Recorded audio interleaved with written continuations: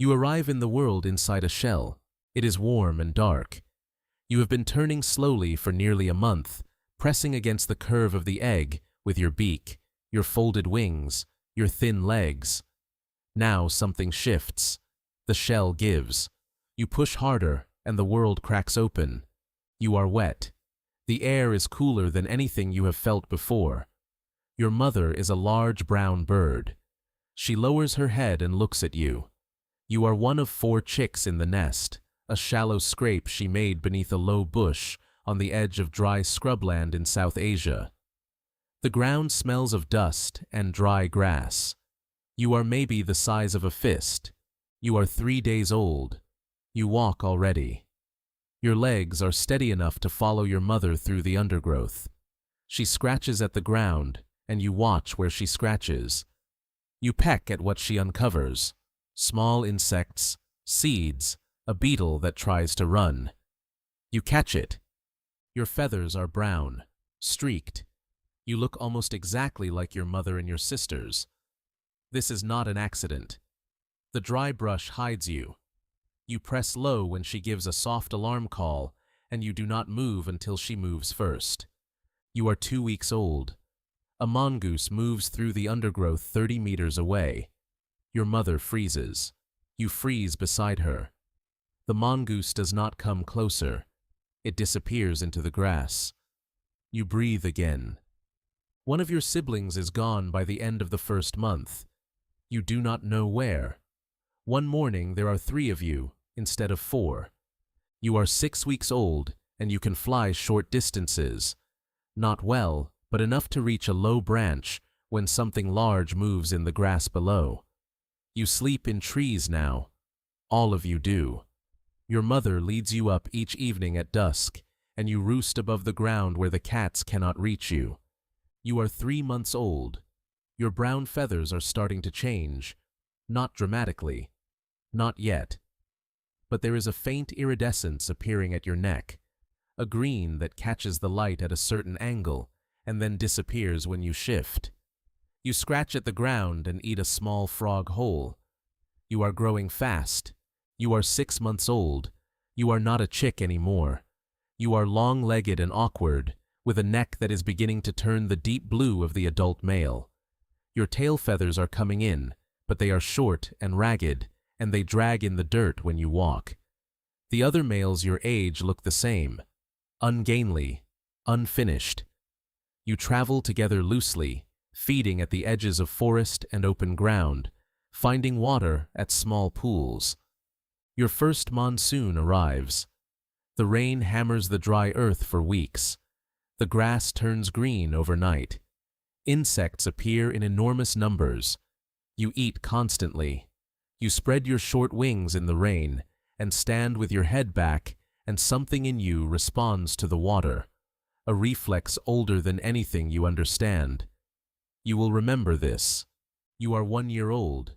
Your train, the long feathers that extend from your back, not your tail, is beginning to grow. Each feather ends in a pattern, a circle of blue-green surrounded by rings of brown and gold. An eye spot. You have perhaps 20 of them now. They are still short. They do not drag far behind you, but they are there. You watch the older males. There is one that has been coming to this area of scrubland for at least 3 seasons. His train is extraordinary, over 100 eye spots, each feather more than a meter long. When he walks, the train follows behind him like a slow wave. When he fans it, the whole structure rises and spreads, and the eye spots catch the light and shimmer, and the sound the feathers make as they vibrate is a low mechanical hiss that you feel as much as hear. The females ignore you. You are too young. Your train is too short. You watch and you wait. You are 2 years old. Your train is longer now, perhaps 60 feathers, each one ending in its eye spot, each one trailing nearly a meter behind you. You begin to practice the display. You fan the feathers, and they rise in a semicircle. You vibrate them. You turn slowly so the eye spots catch the light from different angles. There are no females watching. You do it anyway. The older male does not like you here. He approaches with his train half raised, his neck stretched upward, his head held high. You lower your own feathers and walk away. You are not ready for that confrontation yet. You are 3 years old. It is the dry season again, which means it is the season when everything matters. The males gather at the same open ground they return to every year. A lek, a loose assembly of displaying males, each holding a small patch of ground within sight of the others. You have a position now near the edge of the display ground, not the center. The center belongs to the dominant males. The females walk through. They are deliberate. They stop and look. They move on. They come back. They look again. You fan your train to its full height and vibrate, and the eye spots shimmer, and you turn slowly, and the female in front of you watches for a long moment, and then she walks to the male in the center of the lek. You fold your feathers. You are 4 years old. Your train now carries nearly 120 eye spots. The longest feathers extend almost 2 meters behind you. When you fan them, the spread is wider than your body length on each side. The display ground is yours, not the center, but close. You have displaced 2 younger males by showing your train and refusing to back down. They left without a fight. The dry season comes, and the females walk through, and this time one stops in front of you and stays. She crouches. You circle her. The train vibrates. You are 5 years old. The monsoon comes, and you stand in the rain with your feathers spread, and this is the same reflex it has always been, unchanged, older than you. Your train will be shed after the breeding season, and it will grow back before the next one. You will do this every year. Grow and display and shed and grow again. But the dominant male of this ground is aging. He is perhaps 7 or 8 years old, and his train, though still magnificent, is showing signs.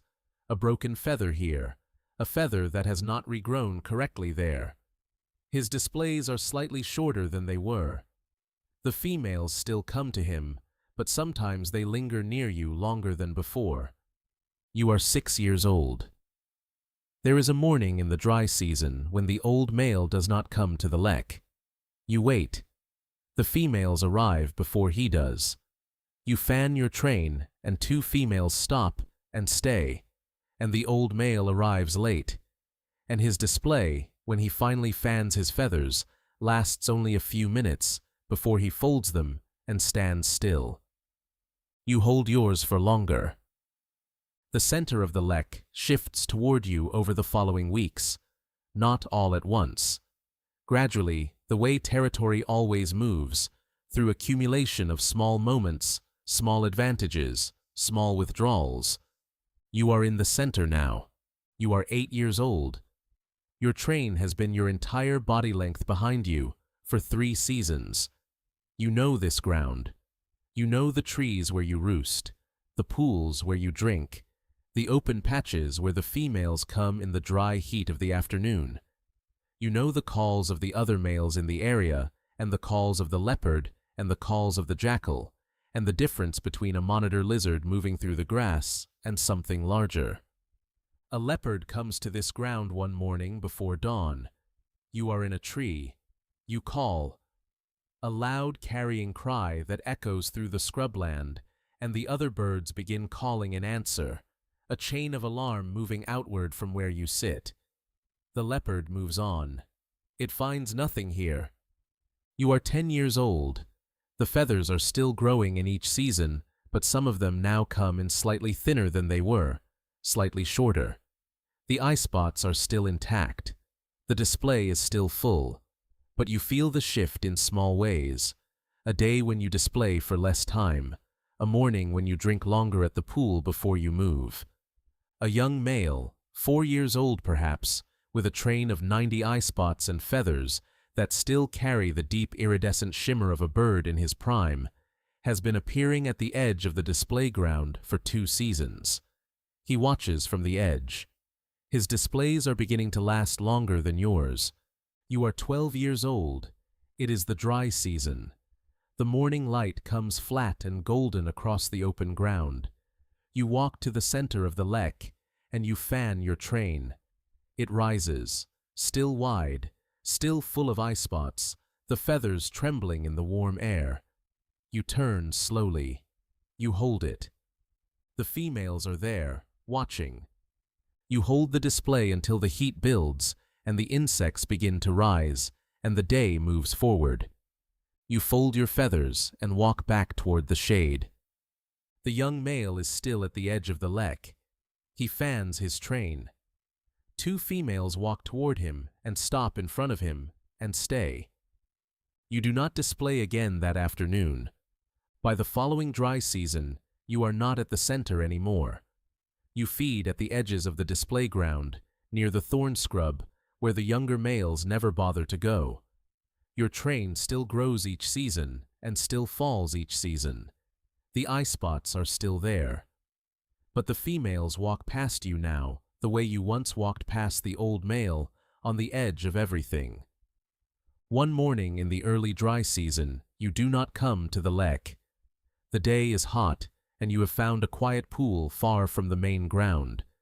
You drink and stand in the shade of a large tree, and spread your feathers for no reason that can be seen, and the eye spots catch the light and shimmer, every one of them, briefly perfect.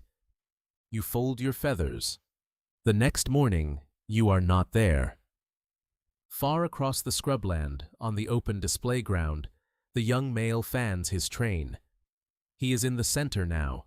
His feathers are long, and the eye spots catch the morning light, and they shimmer, and the females walk toward him, and they are looking at his eyes, all of them, all those eyes looking back.